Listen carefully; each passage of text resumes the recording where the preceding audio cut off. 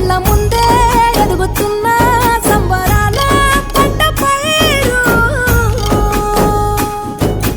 వంద గడపల మందన పల్లె గోడ గట్టని గూడున పల్లె చెరువుల తుల్లటి జల్ల షాపోలే